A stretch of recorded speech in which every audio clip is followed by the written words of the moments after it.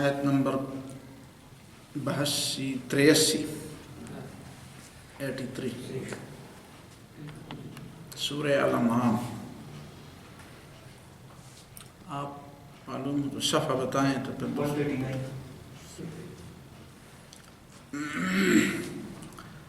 اعوذ باللہ من الشیطان الرجیم. بسم اللہ الرحمن الرحیم. وتلك حجتنا آتيناها إبراهيم على قومه نرفع درجات من نشاء إن ربك حكيم عليم. ووهبنا له إسحاق ويعقوب كلا هدينا ونوحا هدينا من قبل ومن ذريته داود وسليمان وأيوب ويوسف وموسى وهارون وكذلك نجزي المحسنين. وزكريا ويحيى وعيسى وإلياس كل من الصالحين وإسماعيل واليسع ويونس ولوطا وكلا فضلنا على العالمين. ومن آبائهم وذرياتهم وإخوانهم واجتبيناهم وهديناهم إلى صراط مستقيم. ذلك هدى الله يهدي به من يشاء من عباده ولو أشركوا لحبط عنهم ما كانوا يعملون. وتلك حجتنا آتيناها إبراهيم على قومه. اور وہی ہماری حجت تھی جس کو ہم نے ابراہیم علیہ السلام کو عطا کیا تھا اس کی قوم کے خلاف. نرفع درجات من نشاء، ہم بلند مرتبوں تک اٹھاتے ہیں ان لوگوں کو جن کے بارے میں ہمارا ارادہ ہوتا ہے اور ہماری مشیت ہوتی ہے. اور ان ربک حکیم علیم، یقیناً تیرا رب حکمت والا بھی ہے اور علم والا بھی ہے. ووہبنا لہ اسحاق و یعقوب، اور ابراہیم علیہ السلام کو ہم نے اپنی طرف سے اسحاق اور یعقوب بخش دی. کلاً ہدینا، ان سب کو ہم نے ہدایت دی تھی. ونوحاً ہدینا من قبل، اور ان سے پہلے ہم نے نوح علیہ السلام کو بھی ہدایت دی تھی. ومن ذریتہ، اور نوح علیہ السلام کی اولاد میں سے ہم نے ہدایت دی تھی داود اور سلیمان کو علیہ السلام، ایوب اور یوسف علیہ السلام کو، اور موسیٰ اور ہارون علیہ السلام کو. وَكَذَلِكَ نَجْزِي الْمُحْسِنِينَ، اور اسی طرح ہم بہتر عمل کرنے والوں کو بہتر بدلہ عطا کرتے ہیں. وزکریا ویحییٰ وعیسیٰ والیاس، اور ہم نے ہدایت کی تھی زکریا علیہ السلام، یحییٰ علیہ السلام، عیسیٰ علیہ السلام اور الیاس علیہ السلام. کل من الصالحین، یہ سب نیکوکاروں میں سے تھے. واسماعیل والیسع ویونس ولوطا، اور ہم نے ہدایت کی تھی اسماعیل علیہ السلام، الیسع علیہ السلام، یونس علیہ السلام اور لوط علیہ السلام کو. وَكُلًّا فَضَّلْنَا عَلَى الْعَالَمِينَ، اور ان سب کو ہم نے مخلوق پر فضیلت عطا فرمائی تھی. وَمِنْ آبَائِهِمْ وَذُرِّيَّاتِهِمْ وَإِخْوَانِهِمْ، اور ہم نے ہدایت دی تھی ان کے آبا کو، ان کے باپ دادوں کو، ان کی اولاد کو اور ان کے بھائیوں کو. وَاجْتَبَيْنَاهُمْ، اور ہم نے ان کو منتخب کیا تھا، پسند فرمایا تھا. وَهَدَيْنَاهُمْ إِلَى صِرَاطٍ مُسْتَقِيمٍ، اور ہم نے ان کو اپنے سیدھے رستے کی توفیق عطا فرمائی تھی. ذَلِكَ هُدَى اللَّهِ يَهْدِي بِهِ مَن يَشَاءُ مِنْ عِبَادِهِ، یہ ان لوگوں کو جو ہدایت ملی ہے یہ وہی اللہ کی ہدایت ہے جس کے بارے میں اللہ چاہتا ہے، جس کو وہ ہدایت دینا چاہتا ہے اپنے بندوں میں سے. وَلَوْ أَشْرَكُوا لَحَبِطَ عَنْهُمْ مَا كَانُوا يَعْمَلُونَ، اگر یہ لوگ شرک کرتے تو ان کے سارے اعمال غارت اور برباد ہو جاتے. اولئک الذین آتیناہم الکتاب والحکم والنبوہ، یہ وہ لوگ ہیں جن کو ہم نے اپنی کتاب دی تھی اور سمجھ عطا کی تھی اور نبوت اور پیغمبری عطا کی تھی. فَإِن يَكْفُرْ بِهَا هَؤُلَاءِ، اگر یہ مکے کے لوگ اس سے انکار کرتے ہیں تو کوئی پرواہ نہیں. فقد وکلنا بہا قوما لیسوا بہا بکافرین، ہم نے ان کو ماننے کے لیے ایک ایسی قوم کا تقرر کیا ہے، ایک ایسی قوم ہم نے مقرر کی ہے کہ جو اس ہدایت کے ساتھ کفر کا معاملہ نہیں کریں گے، کفر کی روش نہیں اپنائیں گے۔ اولئک الذین ھدی اللہ، یہ وہ لوگ ہیں جن کو اللہ نے ہدایت دی تھی، بہداہ مقتدہ، تو ان کی ہدایت کا اتباع کرو، ان کی ہدایت کی پیروی کرو۔ قل لا اسألکم علیہ اجرا، کہہ دو میں اس ہدایت کی بات سمجھانے اور اس دعوت پر تم سے کوئی مزدوری تو نہیں طلب کرتا، ان هو الا ذکر للعالمین، یقیناً یہ نصیحت ہے اور پوری مخلوقات کے لیے نصیحت ہے۔ ان آیات کا ربط اور تعلق بھی پچھلی آیات سے ہے کہ جب ابراہیم علیہ السلام نے اپنی قوم کے ساتھ بحث کی اور بحث میں انہوں نے فطری قسم کے دلائل دیے، وَتِلْكَ حُجَّتُنَا آتَيْنَاهَا إِبْرَاهِيمَ عَلَىٰ قَوْمِهِ، دو باتیں یہاں پہ توجہ طلب ہے۔ پہلی بات یہ ہے کہ انبیاء اللہ رب العالمین جو بیچتے ہیں اتمام حجت کے لیے بیچتے ہیں۔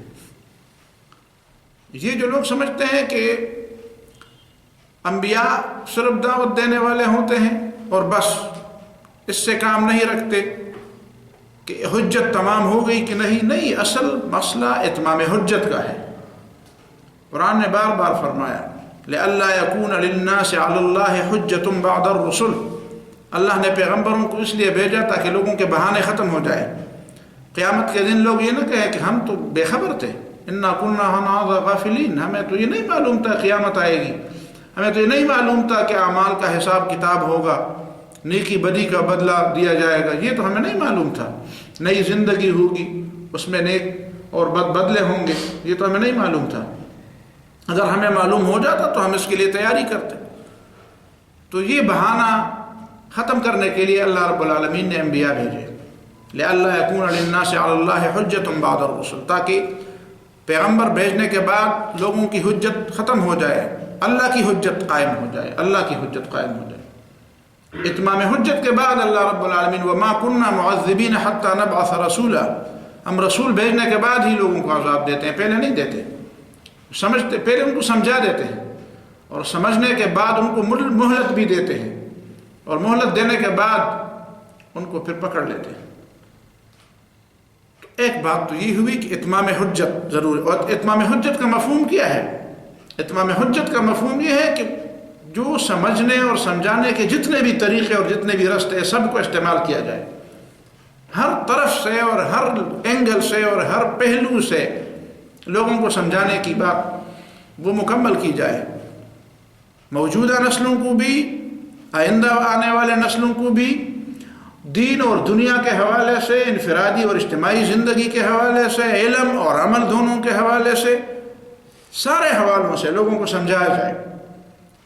اور اسی کو کہتے ہیں کہ علم اور عمل دونوں کا کے میدان میں لوگوں کو سمجھایا جائے، اسی کو حکمت بھی کہتے ہیں، اسی کو حکمت کہتے ہیں۔ حکمت کا مطلب یہی ہے کہ وہ جو چیز علمی طور پر تھی اس کو عملی طور پر دکھائے، تاکہ اس لیے کہ جو چیز آپ صرف نظریاتی طور پر بتا دیتے ہیں اور عملی طور پر نہیں بتا دیتے، پھر اس سے اتمام ہو، لوگ کہتے ہیں ہمیں ٹھیک ہے کوئی تھیوری تو بتا دی گئی، کوئی فکر تو بتا دی گئی، لیکن عملی طور پر ہم نے نہیں دیکھا کہ اس پہ عمل کیسے کریں گے، اس چیز کو عمل میں کیسے لائیں گے۔ تو انبیاء کو حکمت دینے کا مطلب یہی ہے کہ انبیاء کو یہ بتایا گیا تھا کہ تم لوگوں کو عملی طور پر سکھاؤ۔ ایسی کوئی چیز نہیں ہے جو رسول اللہ صلی اللہ علیہ وسلم نے لوگوں پر فرض کی ہو، اللہ نے فرض کی ہو اور نبی صلی اللہ علیہ وسلم نے عملی طور پر دکھائی نہ ہو۔ نماز ہو، روزہ ہو، حج ہو، زکوٰۃ ہو، حقوق العباد ہو، جہاد، کوئی چیز ایسی نہیں ہے، اور کوئی چیز ایسی نہیں ہے جس سے لوگوں کو روکا گیا ہو اور پھر عملاً ان کو روکا نہ گیا ہو اور اس کے خلاف اقدامات نہ اٹھائے گئے کہ روکو گے تو کیسے روکو گے، کرو گے تو کیسے کرو گے۔ تو یہ ہے اتمام حجت۔ اب جو لوگ سمجھتے ہیں اسلام صرف وعظ اور نصیحت کا دین ہے، تو اس کا مطلب یہ ہے کہ وہ اس سے انکار کرتے ہیں کہ یہ اتمام حجت کے لیے ہے۔ اتمام حجت پر کیسے تمام؟ آپ سارا دن رات باتیں کرتے اس سے تو لوگوں کے عملی مسائل حل نہیں ہوتے۔ عملی مسائل تو تب حل ہوتے ہیں، یہ اذان دینے سے تو کام نہیں بنتا جب تک آپ نماز نہ پڑھائیں۔ آپ اذانیں دیتے رہیں، اذانیں دے، لوگوں کو بلاتے رہیں، پھر نماز نہ کھڑی ہو، تو لوگوں کو کس لیے بلایا؟ حی علی الصلاۃ اور حی علی الفلاح کس لیے کہا؟ اسی لیے تو کہا کہ آ جائے نماز کھڑی ہو جائے. تو اگر آپ نماز نہیں کھڑی کرتے، اگر آپ نماز نہیں قائم رکھتے، اگر نماز جماعت کا اہتمام نہیں، تو پھر مسجد کو بلانے کا مطلب کیا ہے؟ فائدہ کیا ہے؟ بلانا تو اسی لیے ہے کہ وہاں پہ لوگوں کو دکھایا جائے کہ آئیں، صلاۃ اس طرح ہوتی ہے، فلاح اس طرح ہوتی ہے. پہلی بات. دوسری بات، حجتنا آتیناہا علی قومہ کا مفہوم یہ ہے کہ اگر آپ کا مناظرہ اور آپ کی بحث اور آپ کی بات کسی غیر مسلم سے چل رہی ہوں، تو اس کا یہ معنی نہیں ہے کہ آپ کے دماغ میں جو بات آئے وہ اسلام کی بات ہوگی اور اس کے دماغ میں جو بات آ جائے وہ کفر کی بات ہوگی. صرف اس بات سے کہ آپ مسلمان ہیں، آپ ان کے خلاف جو بھی کہہ دے تو وہ اسلام کی بات ہوگی، یہ نہیں. تلک حجتنا آتیناہا، یہ ہماری دلیل تھی اور ہم نے اس کو ابراہیم علیہ السلام کو سمجھائی تھی. تو قرآن کے جو دلائل ہے، انبیاء کی طرف سے جو دلائل ان کی قوموں کے خلاف دیے گئے، ان دلائل سے آج بھی آپ کوئی دنیا بدلی ہوئی نہیں ہے. وہی کائنات ہے، وہی سورج چاند اور تارے ہے، وہی انسان ہے، اور انسان کی وہی فطرت ہے، وہی نیچر ہے. انسان کا نیچر، اس کی فطرت نہیں تبدیل ہوئی. اس میں کیا فرق آ گیا ہے؟ ان نئی چیزوں سے انسان کی فطرت تھوڑی تبدیل ہوئی ہے. انسان بھی وہی ہے، کائنات بھی وہی ہے. تو دلائل وہی ہے جو انبیاء کی طرف سے آپ کو ملے ہیں، جو اللہ تعالیٰ کی طرف سے انبیاء کو ملے تھے، اور ہمیں انبیاء کی زبانی ہمیں ملی ہے. کچھ لوگ پھر یہ کرتے ہیں کہ جب مناظرہ ہوتا ہے، جب بحث ہوتی ہے، تو اپنی طرف سے دلائل دینا شروع کر دیتے ہیں. تو ظاہر ہے کہ جب تم اپنی طرف سے دلائل دو گے تو پھر وہ تو اس کا توڑ بھی دے گا. عقلی چیزوں کا توڑ تو عقلی چیزوں سے ہو سکتا ہے، تو توڑ تو پیدا کر لیں گے. تو کہ وہ کہیں گے کہ اچھا ہم نے ان کو مناظرے میں پچھاڑ دیا، وہ کچھ بول ہی نہیں سکا، اس نے غلط دلیل دی تھی، اس کا مطلب ہے کہ اسلام کے پاس دلیلیں غلط ہیں. نعوذ باللہ. یہ ہماری کمزوری ہے کہ ہم انبیاء سے دلائل نہیں سیکھتے، ہم قرآن سے دلائل نہیں سیکھتے. یہاں پہ جو ابراہیم علیہ السلام نے توحید کے دلائل دیے، وہ وہی دلائل دے جو اس کائنات میں بکھرے پڑے تھے. وہی چاند، وہی ستارے، جن کو لوگ خدا کی بجائے معبود بنا لیتے، ان کو انہوں نے خدا کے توحید کی دلیل کے طور پر سمجھا دیا. تو کچھ لوگ اپنی طرف سے پھر دلائل دے دیتے ہیں اور پھر سمجھتے ہیں کہ ہم نے بڑا وہ کیا ہے. ٹھیک ہے، کچھ نئی چیزیں آپ کے پاس ہوں، کچھ سائنس کی نئی اکتشافات ہوں، کسی طریقے سے وہ بطور ایک ممد اور بطور معاون اور بطور اس کے معاون قسم کے دلائل کے طور پر آپ اس کو دے سکتے ہیں. لیکن جو بنیادی دلیلیں ہوتی ہیں، جو بنیاد ہوتی ہے، اصل دلائل ہوتی ہیں، تو وہ اصل دلائل وہی ہیں جو قرآن اور سنت کے دلائل ہیں. وَتِلْكَ حُجَّتُنَا آتَيْنَاهَا إِبْرَاهِيمَ عَلَىٰ قَوْمِهِ. اس کے بعد پھر مومنوں کو یہ حوصلہ دیا جاتا ہے کہ دیکھو تم جہاں پہ بھی ہو اور تم اکیلے نہیں ہو. ٹھیک ہے تمہاری تعداد کم ہوگی، لیکن تمہارے عقیدے کی جڑیں پوری دنیا میں پھیلی ہوئی ہیں. یہ 17 انبیاء کا نام لے کر ہمیں یہ بتایا گیا ہے کہ مومن جہاں بھی ہوتا ہے وہ اکیلے نہیں ہوتا. اس کی جڑیں 1,24,000 انبیاء اللہ تعالیٰ نے بیچ کر پوری دنیا میں تو خمریزی کی ہے. ہر جگہ پہ کسی نہ کسی پیغمبر نے وہاں پہ توحید کا کام کیا ہے اور وہاں پہ اس کی جڑیں ہیں. تو آپ توحید کی طرف بلاتے ہیں، جو اللہ تعالیٰ کی بندگی کی طرف بلاتے ہیں. اس کا معنی یہ ہے کہ اس پوری کائنات کے ساتھ آپ کا ایک ربط ہے. آپ اس کے جو معمار قوم ہے، جو معمار لوگ تھے اس دنیا کے آباد کرنے والے، اس دنیا میں خیر اور بھلائی کو تقسیم کرنے والے اور خیر اور بھلائی کا سبق دینے والے، اس کی طرف لوگوں کو بلانے والے، ان کے ساتھ آپ کا ایک تعلق ہو جاتا ہے، آپ اس کا حصہ ہو جاتے ہیں. تو اس میں حوصلہ افزائی ہے مومنوں کے لیے. اور پھر اس کے بعد یہ بتایا جاتا ہے کہ ذالک ھدی اللہ. دیکھو یہ اللہ تعالیٰ کی ہدایت ہے.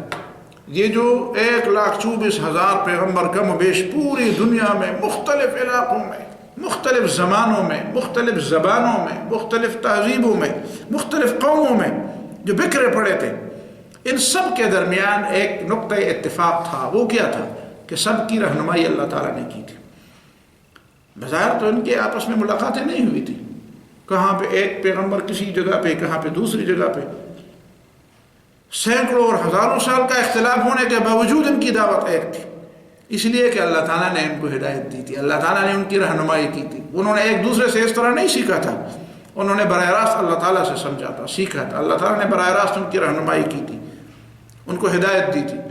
تو یہ سارے ہدایت یافتہ لوگ تھے.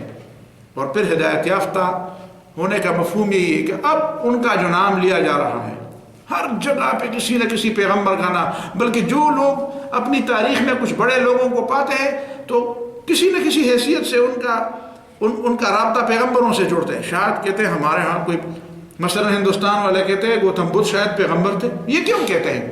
اس لیے ان سے میری بات ہے. کوئی کہتے ہیں سقراط پیغمبر تھا، سقراط پیغمبر تھا. کوئی کہتے ہیں کون پیغمبر تھا. تو یہ اسی لیے کہ انبیاء کا مقام اور انبیاء کی جو شان ہے وہ بہت بڑی شان ہے.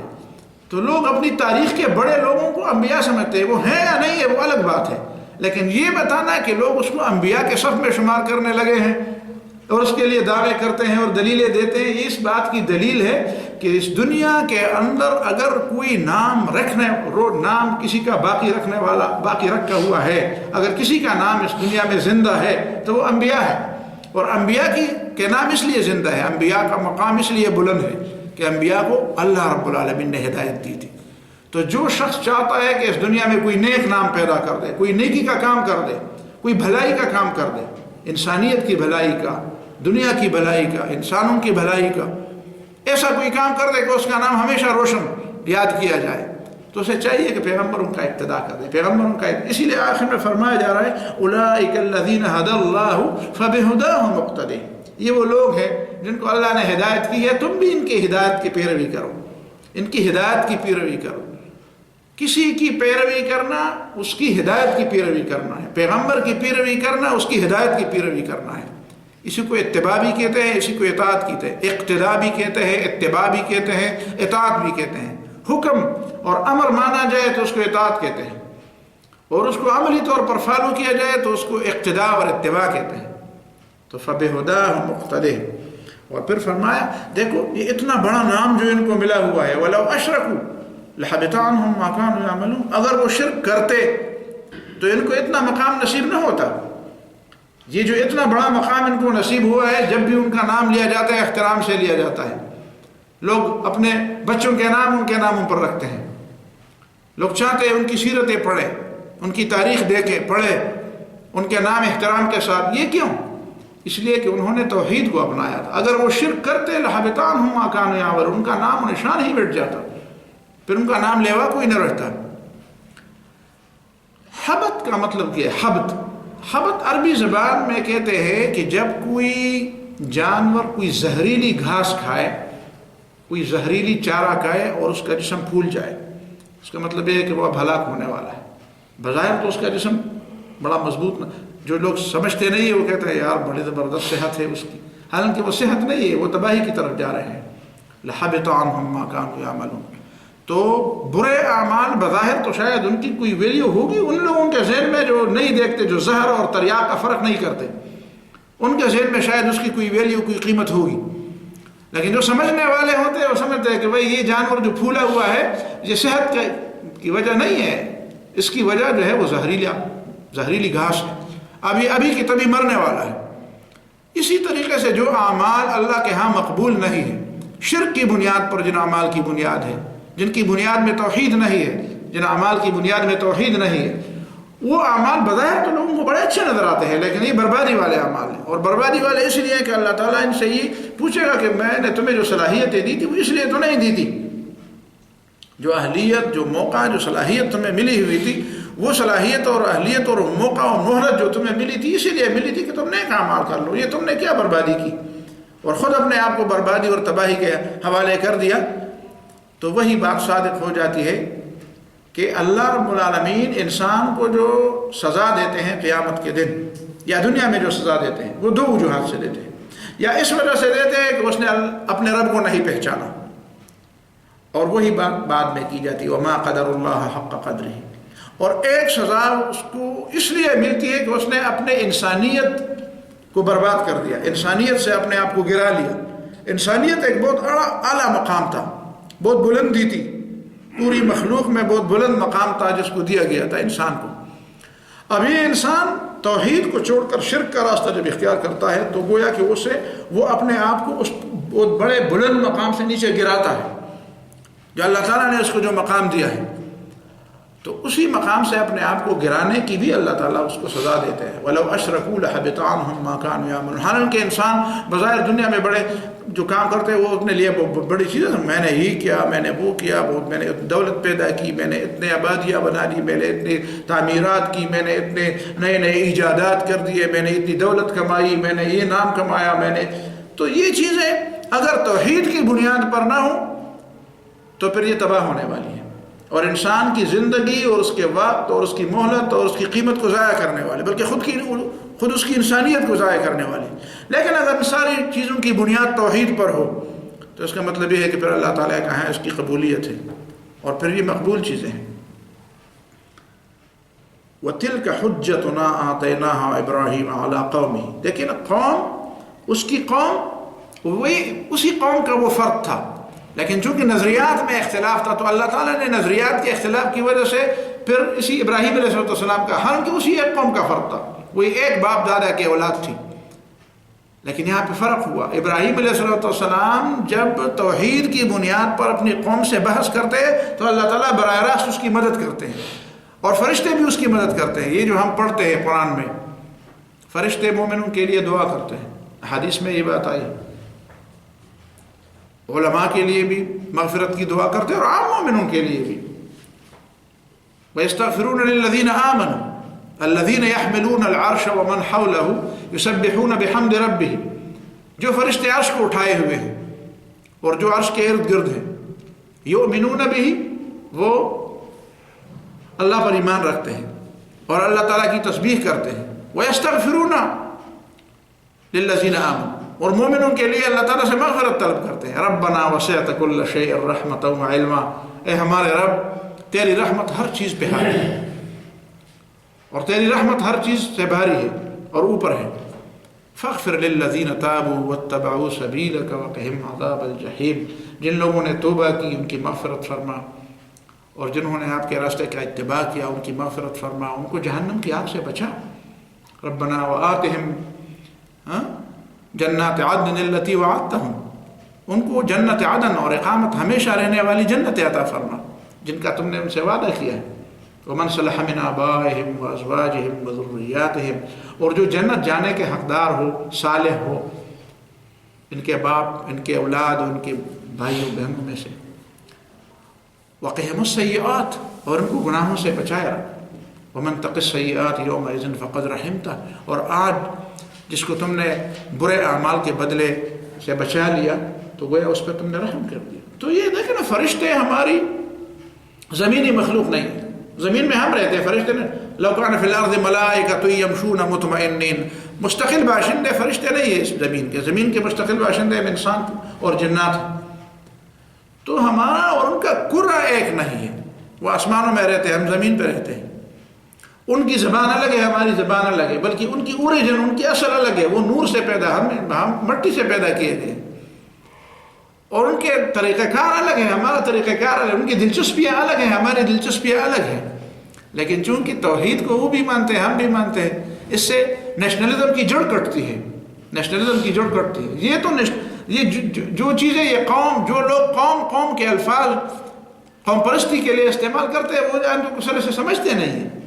ان کو سمجھنا چاہیے کہ ان آیتوں کا مفہوم کیا ہے. قوم کے خلاف اللہ رب العالمین نے ابراہیم علیہ السلام کی مدد کی. پھر ورنہ قوم تو ایک تھی. قوم نسل سے نہیں بنتی، قوم نظریے سے بنتی ہے. نظریے سے نہ بنتی تو پھر ابراہیم علیہ السلام کو ہم پھر کیا ہے کہ اس قوم کا فرض سمجھے ہم. علی قومہ، اس قوم کے خلاف اللہ نے ان کی مدد کی. اور پھر جو فرمایا گیا نرفع درجات من نشاء، بڑے بڑے مرتبوں کو ہم اٹھاتے ہیں جن کے بارے میں ہماری مشیت ہوتی ہے. تو بڑے مرتبوں کو کیسے اٹھاتے ہیں؟ اسی طرح اٹھاتے ہیں جس طرح ان انبیاء کو اٹھایا، ہدایت دی اور وہ ہدایت پر چلتے رہے، ساری زندگی اسی ہدایت کے ساتھ چمٹے رہے.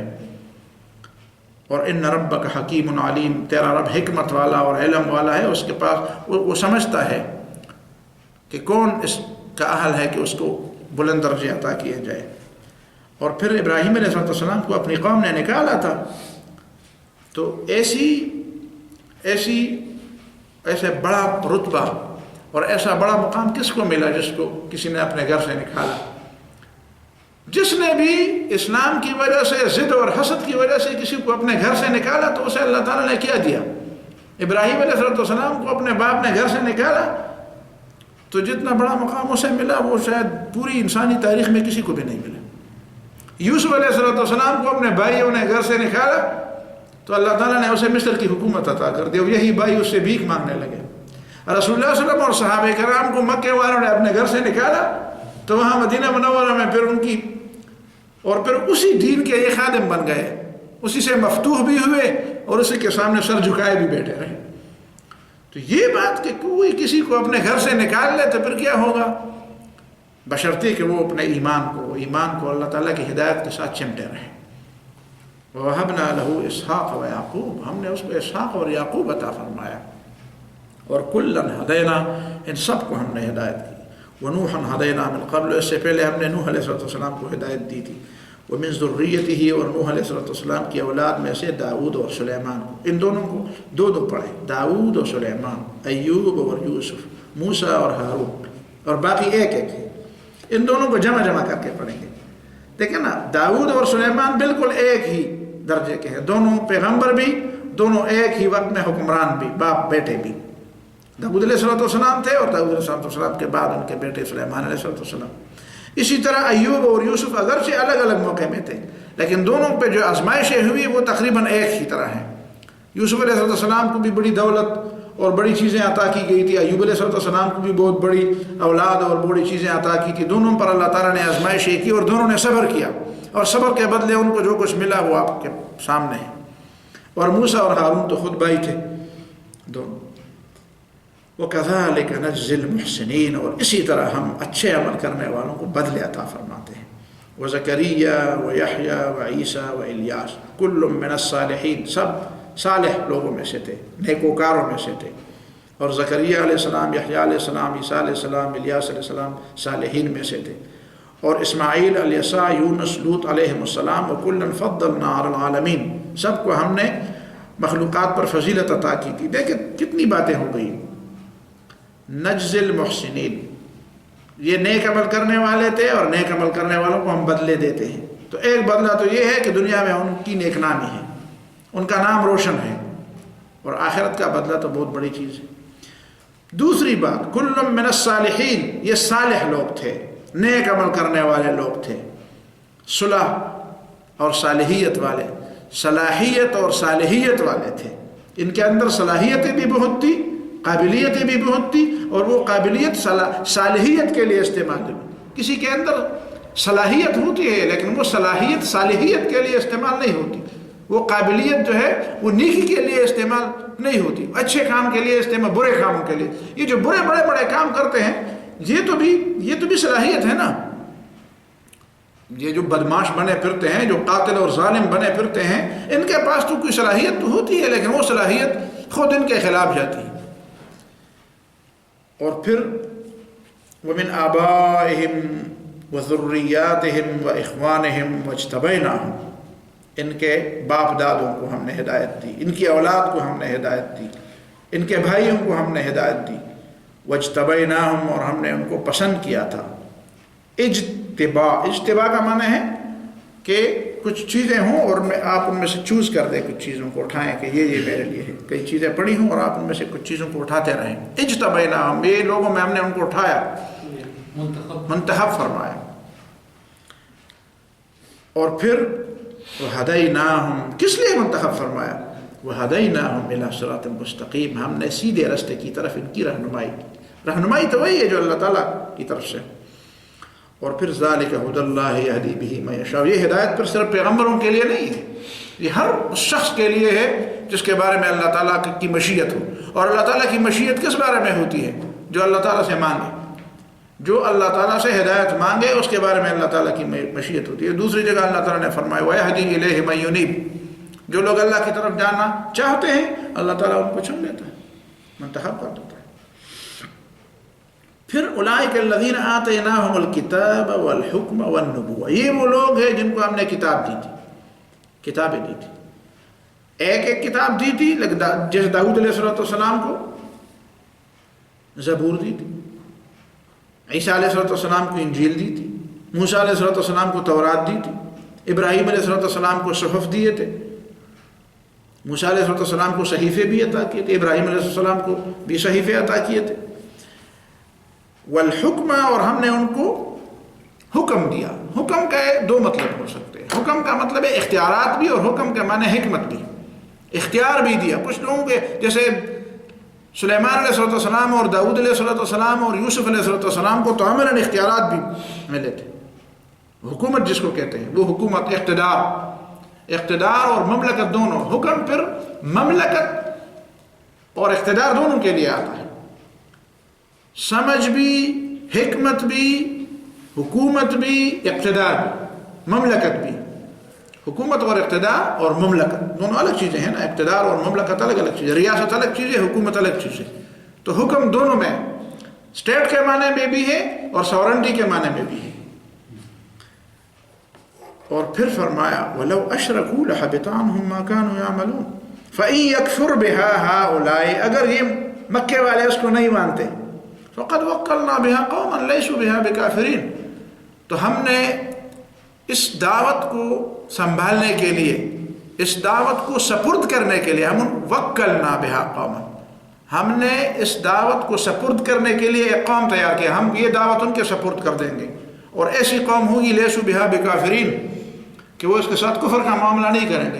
یہ نہ سمجھے یہ مکے کے لوگ کہ بس ہمارے سر پر یہ پگڑی سجتی ہے اور اگر ہم نے تھوڑا سا سر ہلا دیا تو یہ گر جائے گی، ایسی بات نہیں ہے۔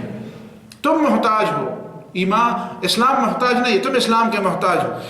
اللہ تعالیٰ عجموں سے کام لے گا، مشرق کے لوگوں سے کام لے گا۔ اس زمانے میں بھی اگر کوئی نہیں کہتا تو وہ یہ نہ کہے یہ بہت بڑی بڑی کرسیاں خالی پڑی ہیں، وہ کرسی تم نہیں لوگے تو کوئی اور جا کر اس میں بیٹھ جائیں گے، اور جو بھی اسلام کی بڑی کرسی پر بیٹھے گا وہ دنیا میں قوت اس کے پاس ہوگی، دنیا اس کے پاس آنے والی ہے۔ لیسو بہا بکافرین، اس سے شاید انصار اور مہاجرین صحابہ مراد ہوں۔ اور اسی طرح رسول اللہ صلی اللہ علیہ وسلم نے مدینہ منورہ میں بیٹھ کر مشرق کی طرف اشارہ کیا کہ ادھر سے مجھے خوشبو آ رہی ہے، تو وہ خوشبو یہی ہے جو آپ دیکھ رہے ہیں۔ اولئک الذین ھدی اللہ، یہ وہ فہرست ہے جو اللہ کے ہدایت یافتہ لوگوں کی فہرست ہے، ان لوگوں کو اللہ نے ہدایت دی تھی۔ یہ ہدایت وہ ہے جو اللہ کی ہدایت ہے۔ فَبِهُدَاهُ مُقْتَدِهْ، بس ان کی ہدایت کا اتباع کرو، اقتداء کرو، ان کے پیچھے چلو۔ وہ دیکھو رسول اللہ صلی اللہ علیہ وسلم کو بھی کہا جاتا ہے ان کی ہدایت کے پیچھے، وہ ہے کہ رسول اللہ صلی اللہ علیہ وسلم اب پیغمبروں سے الگ کسی راستہ نہیں اختیار کرتے، وہی پہلا والا راستہ ہے، لیکن وہ پہلے والے راستے پر نبی صلی اللہ علیہ وسلم ایک نرالی شان سے اور ایک اجتماعی قسم کی شان سے، ایک عالمگیریت کی شان سے، ایک ہمگیریت کی شان سے، ایک کمپریہنسو شان سے نبی صلی اللہ علیہ وسلم اس راستے پر جا رہے ہیں، ورنہ راستہ تو وہی ہے، سارے پیغمبروں کا راستہ۔ کچھ لوگ کہتے ہیں یار راستے پرانے زمانے میں مختلف ہوتے تھے، اسلام بعد میں آیا۔ نہیں، اسلام تو پہلے سے تھا۔ بدھزم، شینٹوازم، فلان یہودیت، عیسائیت، یہ چیزیں لوگوں نے بنائی ہیں، انبیاء نے نہیں بنائی۔ انبیاء نے تو اسلام کی دعوت دی تھی، کوئی پیغمبر نان مسلم نہیں تھا، ہر پیغمبر مسلم تھا۔ آدم علیہ السلام سے لے کر نبی صلی اللہ علیہ وسلم تک سارے کے سارے پیغمبر مسلم تھے۔ تو کون سا پیغمبر ہے جس نے اسلام کو چھوڑ کر کسی اور دین اور مذہب کی بات کی؟ تو یہ بات کے لوگوں نے اس طرح کی باتیں بنائی ہیں۔ قُلْ لَا أَسْأَلُكُمْ عَلَيْهِ أَجْرًا، اب ان کو کہہ دو کہ اتنے واضح دلائل کے باوجود بھی تم نہیں مانتے ہو، تو تم کیا سمجھتے ہو کہ مجھے تم سے کچھ لینا دینا ہے؟ میں کوئی مزدوری کرتا ہوں تمہاری؟ ان اجری الا علی رب العالمین ان هو الا ذکر للعالمین، میری مزدوری اللہ دے گا، اور میں تو صرف یہ نصیحت جو اللہ تعالیٰ کی طرف سے مجھے ملی ہے اور ساری مخلوقات کے لیے نصیحت میں تو یہ پیش کر رہا ہوں۔ باقی اجر اور مزدوری کی بات تو مزدوری مجھے اللہ تعالیٰ دے دے گا، رزق دینے والا اللہ رب العالمین ہے۔ پیغمبر نے مزدوری نہیں کی ہے، آپ کہیں پیغمبر نے تو مزدوری کی ہے، پیغمبر نے پیغمبر ہونے سے پہلے مزدوری کی ہے، پیغمبر ہونے کے بعد پھر اللہ کی مزدوری کی ہے، پھر کسی انسان کی مزدوری نہیں کی۔ وہ جو مزدوری پیغمبروں نے کی ہے وہ پیغمبر ہونے سے پہلے، موسیٰ علیہ السلام نے بھی مزدوری کی ہے لیکن پیغمبر ہونے سے پہلے، رسول اللہ صلی اللہ علیہ وسلم نے بھی بیڑ بکریاں چرائی ہیں قریش کی لیکن پیغمبر ہونے سے پہلے چرائی ہے۔ تو پیغمبر ہونے سے پہلے مزدوری لوگوں کی ہے لیکن پیغمبر ہونے کے بعد پھر لوگوں کی مزدوری بھی نہیں، اس لیے کہ لوگ مزدوری پر خوش نہیں ہوتے، یہ انسانی ذہن کی کمزوری ہے کہ جو کوئی اس کی مزدوری کرتا ہے نا، بہت کم لوگ ایسے ہوتے ہیں جو کسی مزدور سے صرف مزدوری پر راضی ہوتے ہیں.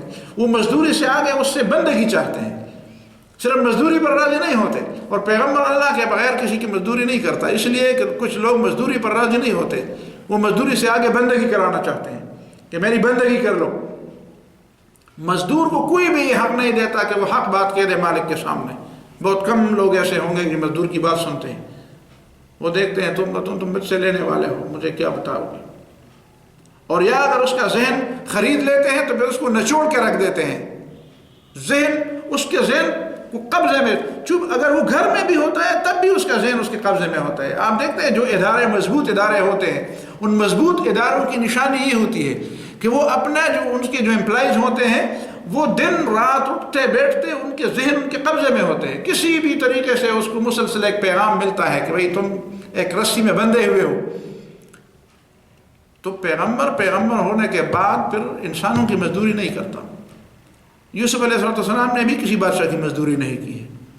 غلط کہتے ہیں وہ لوگ جو کہتے ہیں یوسف علیہ السلام مصر میں مزدور تھے. مزدور نہیں تھے، ان کا تخت تھا.